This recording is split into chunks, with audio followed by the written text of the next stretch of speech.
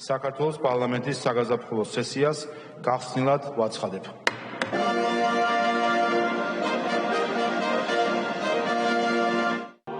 მე-11 მოწვევის პარლამენტში საგაზაფხულო სესია პოლიციის რაზმებით უპრეცედენტოდ გაძლიერებული დაცვითა და ერთადერთი საკითხით გაიხსნა. მიხეილ ყაბელაშვილი სანამ ქართული ოცნება მანიფესტაციებთან დაკავშირებულ კანონმდებლობას დაჩქარებული წესით გაამგაცრებს და ხელისუფლებაში მოსვლიდან 13 წლის თავზე ნაციონალური მოძრაობის გასამართლების 6 თვიან საპარლამენტო პროცესს დაიწყებს. საზოგადოებას მიხეილ ყაბელაშვილმა მიმართა. მას მთავარ გამოწვევად ქვეყანაში ჯანსაღი ცხოვრების წესის ახალისება მიაჩნია და აღნიშნა, რომ ამას ყურადღება უნდა მიექცეს. ისაუბრა საზოგადოების გამაერთიანებლობის მისიაზეც და თქვა, რომ განსხვავებულობის მიუხედავად დაპირისპირებულმა მოქალაქეებმა საერთო ენა უნდა გამონახონ.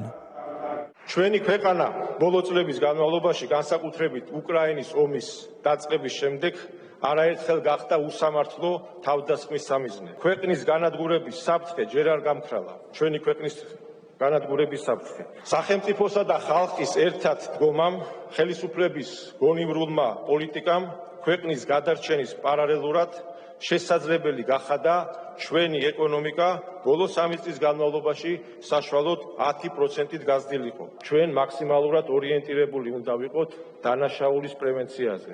სწორედ ამიტომ ჩვენ უნდა გავაძლიეროთ ჯანსაღი ცხოვრების წესისა და სპორტის პოპულარიზაცია. უნდა გავზარდოთ განათლების სისტემის როლი ახალგაზრდების განვითარებაში, ვიზრუნოთ სოციალური პოლიტიკის გაუმჯობესებაზე. ჩვენ, ქართველები, განსხვავებული შეხედულებების მიუხედავად, წარმოუდგენელია ვიყოთ ერთმანეთის მტრები. მოგვიწევს გავაგრძელოთ ერთად ცხოვრება. ამიტომ უნდა შევძლოთ რეალობისთვის თვალის გასწორება და ერთმანეთთან დიალოგი. ქართული ოცნების წევრებმა და ლიდერებმა მიხეილ ყაბელაშვილის მიმართვა დიდი პატრიოტიზმის გამოვლინება ჩიაფასეს და აღნიშნეს, რომ ის პრეზიდენტის ინსტიტუტს გააგრძელებებს.